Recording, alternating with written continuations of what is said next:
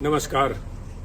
कांग्रेस से नाता तो टूटा, परंतु 50 साल का 3 पीढ़ियों का जो संबंध था उसकी टीस आज भी है। और आज जहां गुस्सा है पार्टी के लिए, वहां दर्द भी है। और उदयपुर में जो कुछ हो रहा है उसको देख के पार्टी पे तरस भी आ रहा है। आज यहां पे मैं कुछ बातें कांग्रेस के शीर्ष नेतृत्व से साझी करने के लिए आया हूं, अपने दिल की बात कहने के लिए आया हूं। और जो मेरे दिल की बात है, मैं समझता हूं यही बात बहुत से लाखों करोड़ों कांग्रेस के कार्यकर्ताओं की दिल की बात है, जो शायद उस चिंतन शिविर में रखी ना जा सके, क्योंकि जमावड़ा वहां बड़े शीर्ष नेताओं का है। पर कितने शीर्ष नेता सिर्फ चीयर लीडर का रूप धारण करके रह जाएंगे, या कितने लोग उनमें से सच के ऊपर पहरा देंगे, कड़वी और सच्ची बात कह पाएंगे, ये तो आज और कल का दिन ही बता पाएगा। परंतु 50 साल जिस पार्टी में खून पसीना बहाया, जिसके साथ अच्छे बुरे समय में साथ रहे, उसके प्रति मेरा भी जाते जाते एक दायित्व बनता है। I would call it my parting gift to Congress party. मैं कुछ बातें साझी करना चाहता हूं, क्योंकि कल मैंने कांग्रेस के हमारे माननीय अध्यक्ष सोनिया जी का भाषण सुना। बड़ा भावुक भाषण था, और उन्होंने खास तौर पे जो बात कही कि exceptional situations need exceptional solutions. परंतु कल का जो प्रोग्राम मैंने देखा उस चिंतन शिविर का, वो मात्र एक औपचारिकता, एक फॉर्मेलिटी फुलफिल करने से ज्यादा कुछ भी नहीं था। आज समय जब है पार्टी को बचाने का, आज पार्टी का अस्तित्व जो है, party is facing existential crisis, और उस समय हम इस तरह से बिहेव कर रहे हैं जैसे राष्ट्र का दायित्व आज कांग्रेस पार्टी के कंधों पे है। कमेटियां बनाई गई हैं, 6 किस्म की कमेटियां हैं, जो कि फॉरेन पॉलिसी भारत की डिस्कस कर रही है, कोई इकोनॉमिक पॉलिसीज, आर्थिक पॉलिसीज के ऊपर डिस्कशन चल रही है, एग्रीकल्चर पॉलिसी के ऊपर डिस्कशन कर रही है। मेरा मानना है कि बिल्कुल कांग्रेस आज एक मेन अपोजिशन पार्टी है, और हमारा ये फर्ज भी बनता है कि हम इन विषयों के ऊपर हमारी एक राय हो। परंतु उससे भी ज्यादा, जैसे कहते हैं कि घर को सजाने का तसव्वुर तो है बहुत, घर को सजाने का तसव्वुर तो है बहुत, पहले यह तो तय हो कि घर को बचाएं कैसे। पहले ये तो हम आपस में बैठ के नाता डिस्कस कर लें। मैं अपने आप की आज भी आदत नहीं जाती, मैं आप नेताओं से, कांग्रेस जन से बात कर रहा हूं कि आप ये तो तय करेंगे कांग्रेस को बचाओगे कैसे। क्योंकि अगर बचाने की नीयत होती है और ये एक मात्र औपचारिकता ना होके चिंता, यहां पे ये चिंता का शिविर होना चाहिए था, ना कि चिंतन का। चिंता तो दिखाई नहीं दी। अगर चिंता होती वास्तविक में, तो वहां पे एक कमेटी, उन 6 कमेटियों के साथ कमेटी एक यूपी के ऊपर भी बनती कि उत्तर प्रदेश के अंदर कांग्रेस की ऐसी दुर्दशा क्यों हुई।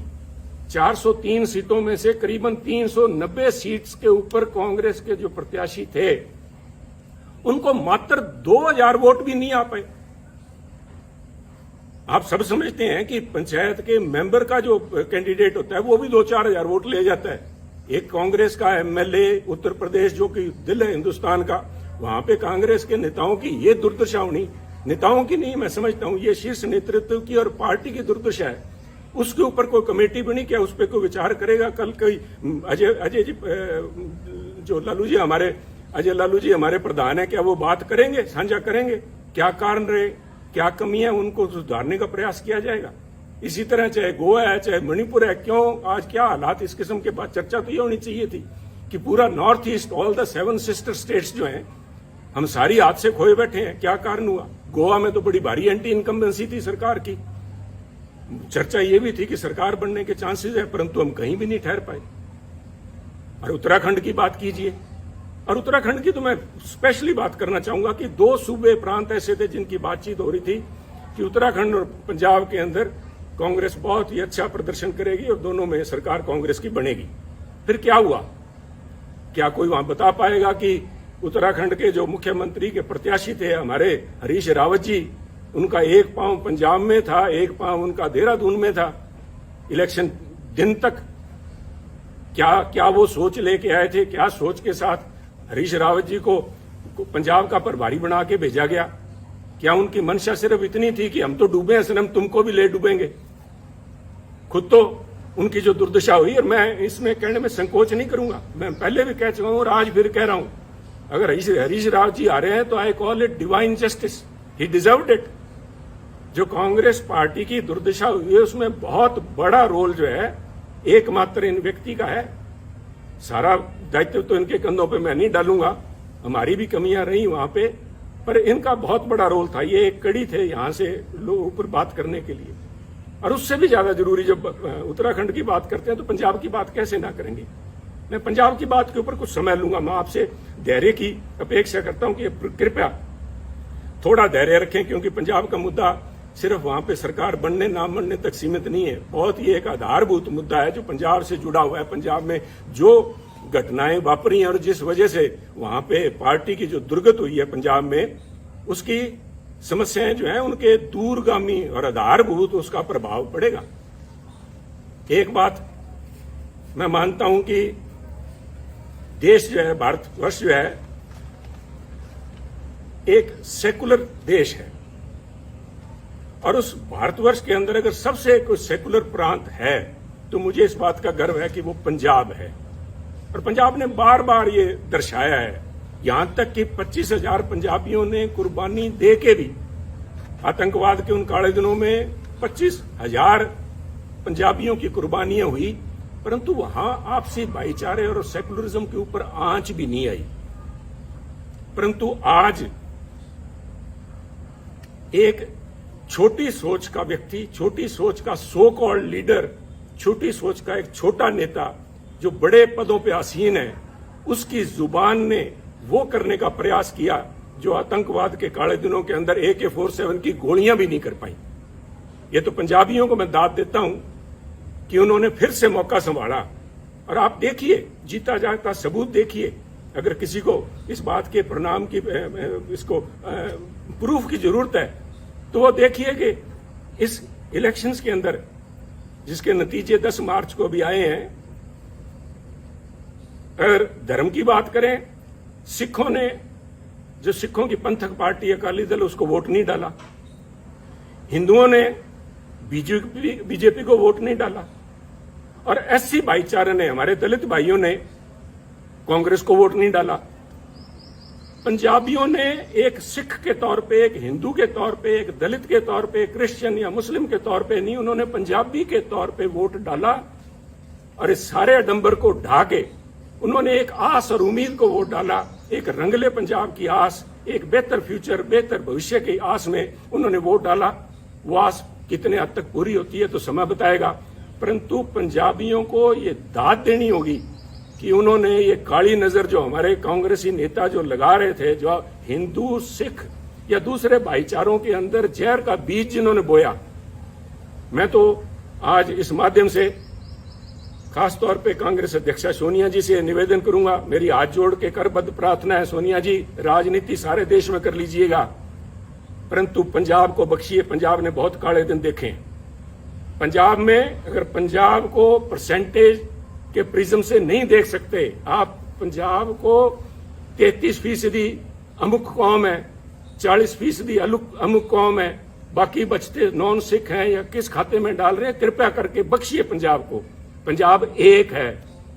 ये जो बात जिन लोगों ने, आपके जो नेता, आपकी सलाहकार है, मैं नाम भी लूंगा क्योंकि आज वो उन्हीं के चलते सारा बखेड़ा खड़ा हुआ है कि आज मेरे को इस चैनल पे के माध्यम से आपसे बात करने की जरूरत पड़ रही है। अंबिका सोनी जी के एक जबान ने, मैं समझता हूं, ना सिर्फ कांग्रेस को, तो कांग्रेस का तो बंटा उन्होंने बेड़ा डुबाया, परंतु उन्होंने पंजाब के माथे पे कलंक लगाया, सिखों के माथे पे कलंक लगाया, सिक्खी के माथे पे कलंक लगाया। उन्होंने हिंदुओं को बदनाम किया, हिंदुओं को निरादर किया। क्या ऐसे नेता का कांग्रेस में बने रहने का कोई हक है, कोई औचित्य है?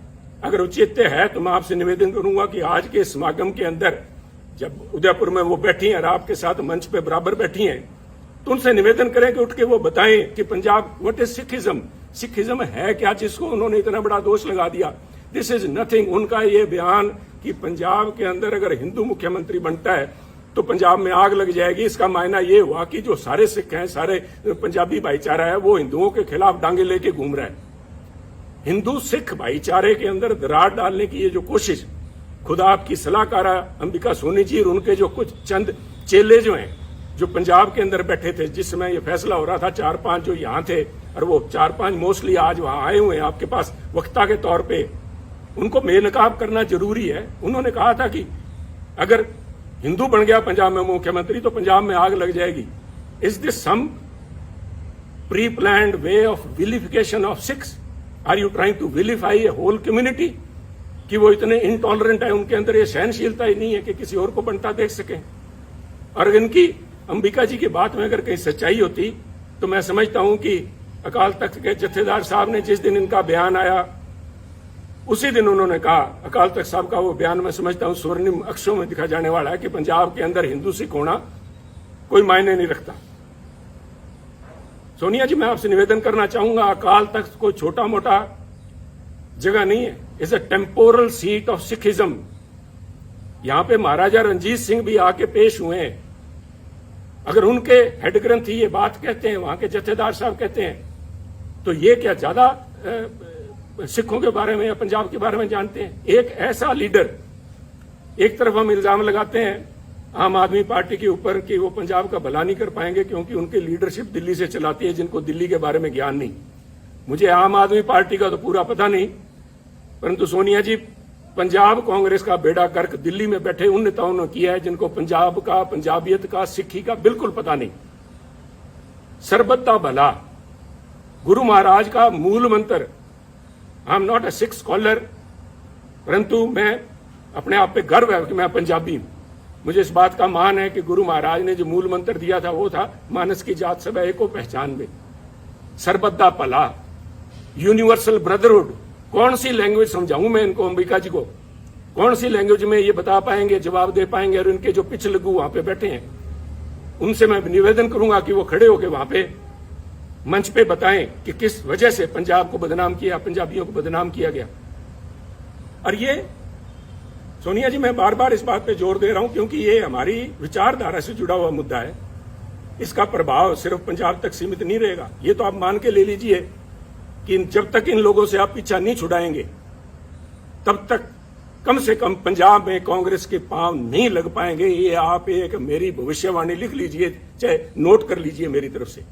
परंतु ये मसला पंजाब तक सीमित नहीं रहेगा। This itself shows fundamental problem which is Congress is facing today. आप अपनी चाल ही भूल गए। आप अपने आप को, आप पे इल्जाम लगते हैं कांग्रेस पार्टी के ऊपर सूडो सेकुलरिज्म के, कभी सॉफ्ट हिंदुत्व के, और कभी इस किस्म के बयान आ जाते हैं जिनको कुछ लोग कहेंगे मेजोरिटेरियन एक्सट्रीम लिए बैठे हैं आप। इन बातों का आपके ऊपर जो प्रभाव पड़ेगा वो मैं समझता हूं।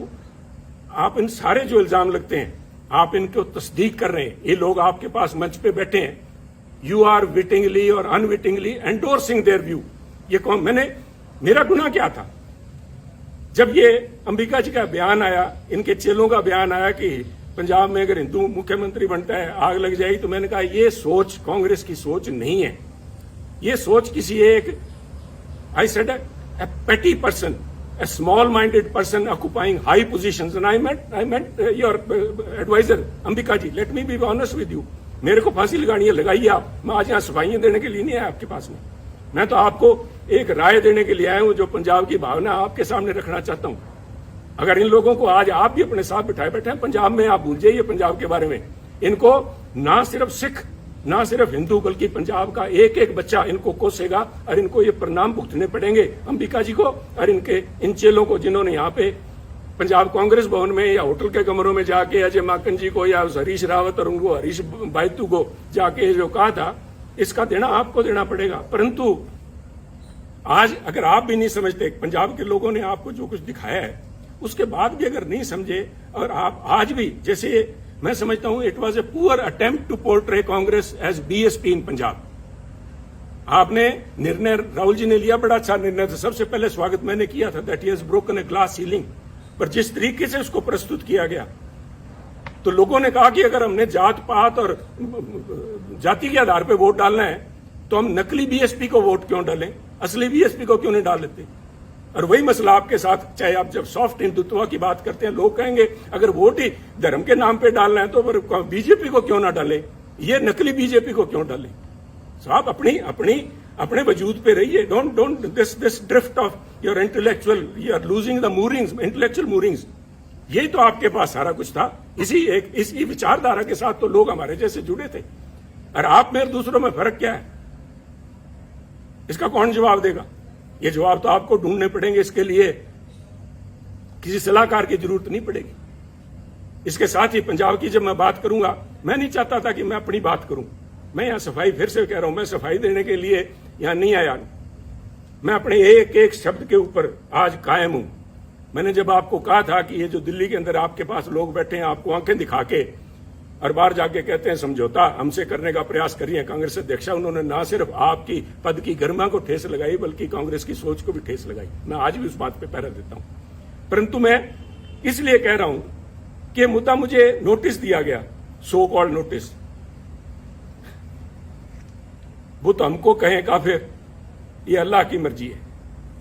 कमाल होगी साहब। मैं तो आपसे ये पूछना चाहता हूं, सोनिया जी शायद आपको मालूम नहीं था, मैं देखिए इतनी बड़ी संस्था है, आपके पास कितने ही पूर्व या एक्टिंग कांग्रेस प्रधान सूबों के रहे होंगे, शायद आपको नहीं पता था कि सुनील के पास कोई भी पद नहीं है। जब आपने सुनील के खिलाफ एक फरमान जारी किया कि सुनील को पार्टी के सभी पदों से निलंबित किया जाता है, मेरे पास पद था कौन सा साहब?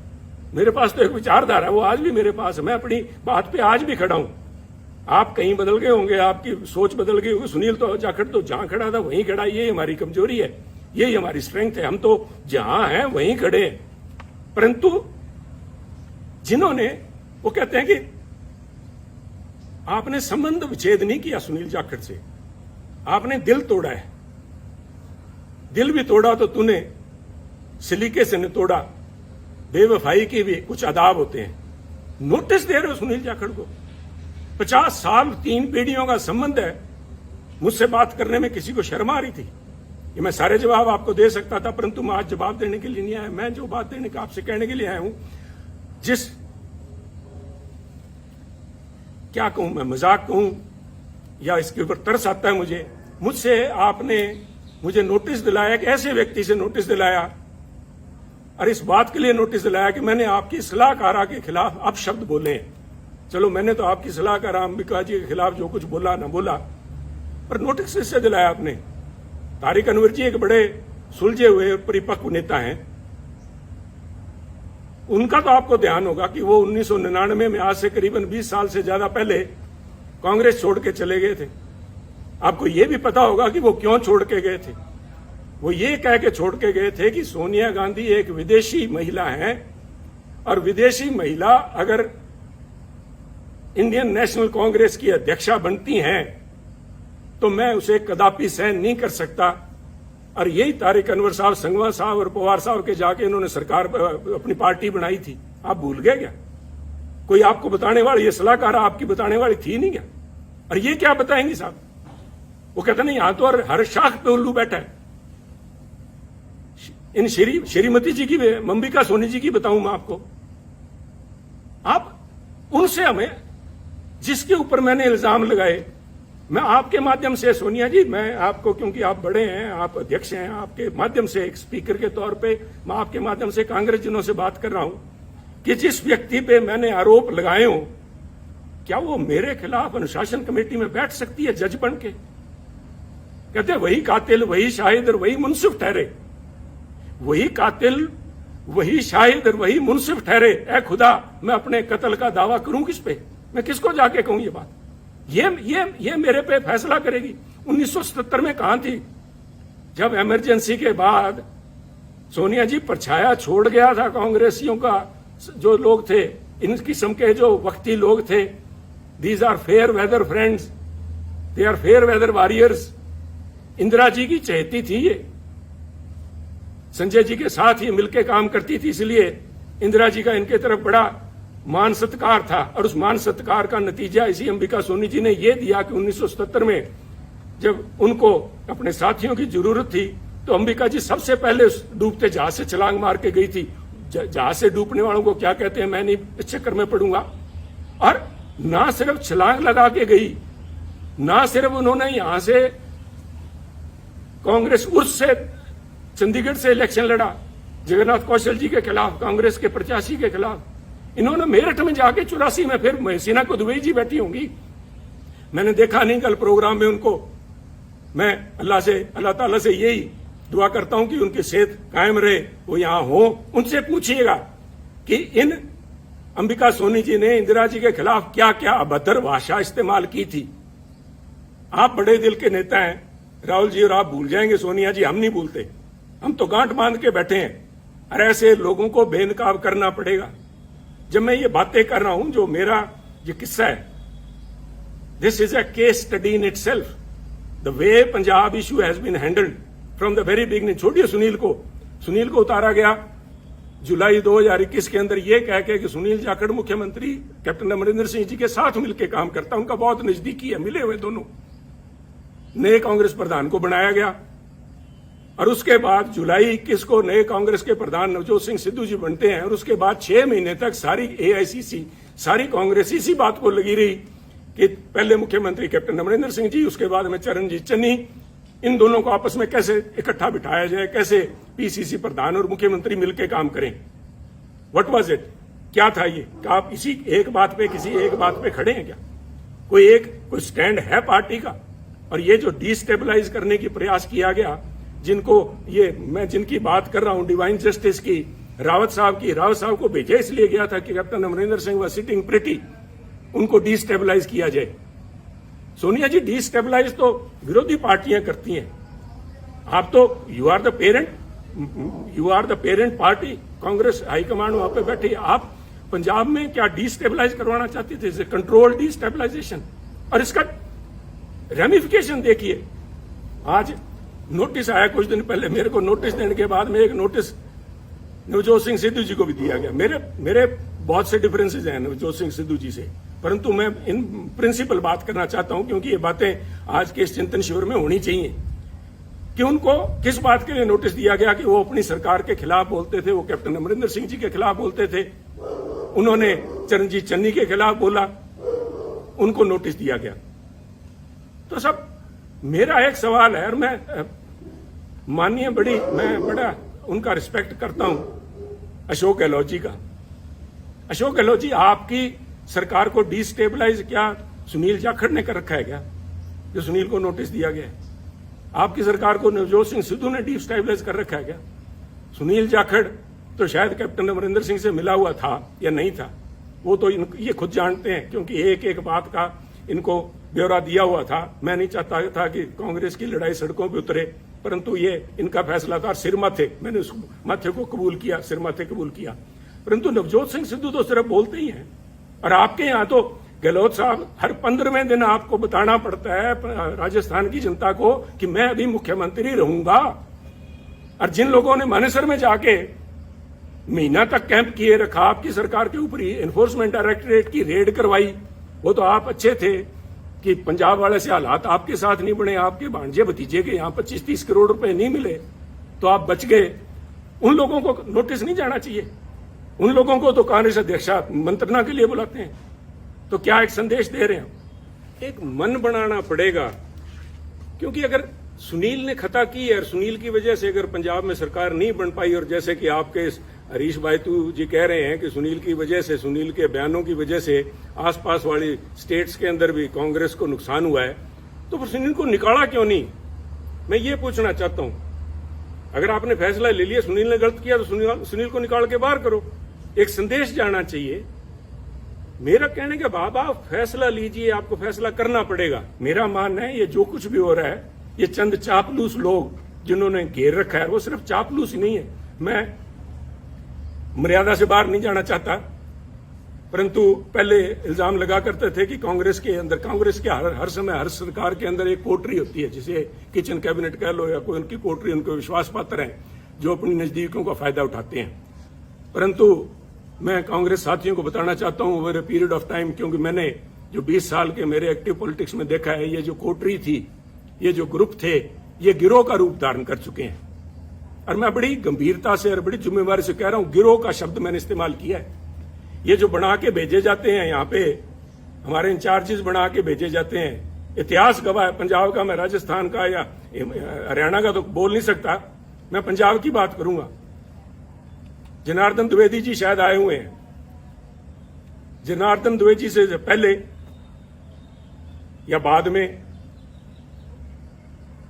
एक शकील अहमद साहब को छोड़ दीजिए, चाहे वो चाणक्य थे, चाहे वो आशा कुमारी जी थी, चाहे रावत जी थे, और चाहे हमारे हरीश बायतू जी थे, ये सारे के सारे एक ही आका के जाके पैरों में हाथ लगाते हैं। वो हमारे पंजाब की आंटी बैठी है वहां पे, इन सारों को उनका वृद्ध उनका जो हस था इनके ऊपर था। और इन लोगों ने इल्जाम बहुत लगे हैं। मैं डिम्पा जी को मैंने कल बैठे देखा, आपके बगल में बैठे थे सोनिया जी, पिछली रो में आपके, उन्होंने एक बयान दिया, उन्होंने पूरे बाड़मेर के माथे पे कलंक लगाया। मैं समझता हूं उनको बाड़मेर का नाम नहीं लेना चाहिए था, उनको व्यक्ति विशेष का कहना चाहिए था, परंतु मुझे पता है कि वो नहीं बोलेंगे, ना ही उनके खिलाफ कार्रवाई होगी। क्योंकि मैं देखिए यहां बैठ के राय देनी बहुत आसान है। मैं समझता हूं कि पार्टी को चलाने के लिए बहुत सी आपकी मजबूरियां होती हैं, मजबूरियां हैं भी, चलाने के लिए बहुत अकोमोडेट भी करना पड़ता है। अकोमोडेट कीजिए। मैं नहीं कह रहा कि आप जसवीर सिंह डिम्पा जी की, जिन्होंने कहा था कि बाड़मेर का ठग कहा था या बाड़मेर का डाकू कहा था, मुझे याद नहीं, उन पे एक्शन ना लीजिए। मैं नहीं चाहता कि आपकी संख्या, एमपीज की संख्या घटे, परंतु मैं इतना जरूर चाहूंगा कि एक कमेटी तो बनाई जाए कि क्या हुआ।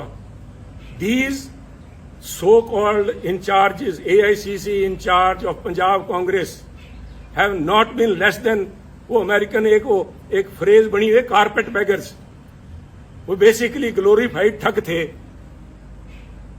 जिन्होंने अमेरिका में जाके, जो उन दिनों में सिविल वॉर के बाद लूट खसोट जो हुई है, इस किस्म का यहां पंजाब के अंदर माहौल रहा है। इन लोगों को नोटिस ना दे के आप नोटिस सुनील जाखड़ को दे रहे हो। कोई इल्जाम तो बताओ सुनील जाखड़ को। सुनील जाखड़ ने तो, वो कहते हैं ना, हमारे बागड़ी में कहावत है कि सुनील जाखड़ ने तो आंख में सुरमा डालने का प्रयास किया था, और आपके लोगों ने जाके वहां पे आपको बताया सुनील जाखड़ कांग्रेस की आंख फोड़ रहा है। तो ये निर्णय तो आपको लेने पड़ेंगे। सोनिया जी मेरे से, राहुल जी से मेरा ये निवेदन है कि हो सकता है आने वाले उत्तराधिकारी वही होंगे, और वो चाहे मेरी किसी से बने ना बने, मुझे लोग गलत कहेंगे, कांग्रेस पार्टी आपके, राहुल जी और आपके नाम के गांधी परिवार के बिना नहीं चल पाएगी। 60 बन जाएंगी, 60 नहीं तो कम से कम हर एक सूबे में अपनी अलग कांग्रेस होगी। आपका होना जरूरी है, आप लोगों का इस पार्टी का एक सशक्त अपोजिशन के लिए होना जरूरी है। परंतु ये तब तक ही जरूरी है कि आप अपने अच्छे बुरे को पहचानें। ये प्रशांत किशोर जी नहीं बता पाएंगे आपको, कोई आप वो सुनील कानूनगोलो है उसको वो नहीं बता पाएगा। This is a responsibility of the boss himself. अगर आप लीडर हैं तो आपकी परख होनी चाहिए। आप छोड़िए, आप शायद, I have always claimed that Rahul Gandhi ji एक बहुत ही बढ़िया इंसान है। I still believe it. चाहे आज मेरे फर्क है, चाहे जो भी है, जो आवाज उठनी चाहिए थी, सच के साथ में खड़ी होनी चाहिए, नहीं उनकी मजबूरियां होंगी, परंतु is a very fine man, is a very upright. और मैं अगर कांग्रेस के अंदर इतने साल लिप गया तो उसका बहुत बड़ा कारण राहुल गांधी जी, मैं आज भी मानता हूं। अगर वो और कोई छोटे दिल का व्यक्ति वहां बैठा था, उससे पहले ये तोड़ बिछड़ा, उससे पहले भी हो लेना था। परंतु राहुल जी, आपको भी आजकल एयरक्राफ्ट के अंदर ये सुखोई और वहां पे लड़ाई चल रही है, उनके अंदर एवरी एयरक्राफ्ट, इवन टैंक्स के अंदर भी एक होता है IFF, called identification of friend और फो। दुश्मन और दोस्त की पहचान कराने के लिए उसके अंदर इंस्ट्रूमेंट लगा होता है, जो फ्रीक्वेंसी आपस में एक्सचेंज करके पता करता है कि मैं जिस पे मिसाइल दाग रहा हूं वो कोई मेरा दोस्त तो नहीं है। आपने इन पिछलगुओं के कहने से मेरे पे नोटिस की मिसाइल दाग दी। मेरा क्या बिगाड़ देंगे आप? पर आपने अगर पार्टी चलानी है तो ये आपको फैसले लेने पड़ेंगे, ये कमान अपने हाथ में लेनी पड़ेगी। ऐसे चापलूस लोगों से, इन बेगैरत लोग हैं। मैंने वहां पे एक बड़ी नेता को गिड़गिड़ाते देखा है कि मेरे को टिकटों की उसमें कमेटी के अंदर रहने दिया जाए। राहुल जी ने मना कर दिया था, शी हैज वेस्टेड इंटरेस्ट। उसके बावजूद वो गिड़गिड़ा के, उनके लिए बहुत बड़ी बात है। परंतु इन चापलूस और बेगैरत लोगों के बीच में रह के मैं समझता हूं हमारी जो कांग्रेस की नेतृत्व है वो गैरतमंद लोगों से बात करना और उनके सलीके को भूल गए हैं। परंतु ये आपको मुबारक हो, ये चापलूस आपको मुबारक हो। एक आखिरी बात कहना चाहूंगा, फैसला लीजिए। फैसले आपने लिए हैं, अच्छे लिए हैं, बुरे लिए हैं, समय बताएगा, फैसले तो लिए हैं। और मेरे फैसले के अंदर जो बात मैं खास तौर पे आखिर में आपसे कहना चाहता हूं, Sunil Jakhat's case, from notification to your recommendation of the disciplinary committee till the time you have finally asked Sunil to be removed from all positions, it shows what is basically ailing Congress party. आप भी फैसला नहीं ले पाए। ये क्या फैसला था? सुनील से पद ले लिए। क्या पद ले लिए? सुनील के पास कौन से पद थे जो आपने ले लिए? It is because आज भी either you lack conviction or you have doubt whether these allegations are true or not. पर मिसाइल तो छोड़ दी, अब ये तो वापस नहीं आएगी। आपने तो मिसाइल दाग दी। सुनील का तो आपने कर दिया कुंडा। सुनील की गैरत, सुनील का ऑनर उसके लिए बहुत बड़ी बात है। और जिस दिन आपने नोटिस भेज दिया, मेरे तो आपसे उसी दिन संबंध विच्छेद हो गया। परंतु 50 साल आड़े आते हैं बीच में, इसलिए मैं आपसे संबोधित हूं कि ये कमान अपने हाथ में लीजिए, दोस्त और दुश्मन को पहचानिए। दोस्त दुश्मन नहीं पहचान सकते, कम से कम एसेट और लायबिलिटी तो पहचान लीजिए। एसेट कौन है और लायबिलिटी कौन है? ये लोग आपको कहेंगे कि पंजाब में हमने एक नेशनल एसेट क्रिएट किया। अगर वो एसेट है तो उस एसेट को क्यों नहीं पंजाब कांग्रेस का प्रधान बनाया? क्यों नहीं उसको यूपी में ले गए? हमारे यहाँ तो 17 फरवरी को पंजाब के अंदर इलेक्शन कैंपेन खत्म हो गया था। अगर आपने वाकई जात पात के नाम पे वोट मांगने का ठान ही लिया था पंजाब में, तो यूपी में क्यों नहीं लेके गए मायावती जी को काउंटर कराने के लिए? या already has become an embarrassment. ये फैसले आपको लेने होंगे और उसके लिए मैं आपका ध्यान, राहुल जी, लेके जाना चाहूंगा पानीपत की पहली लड़ाई बाबर की तरफ।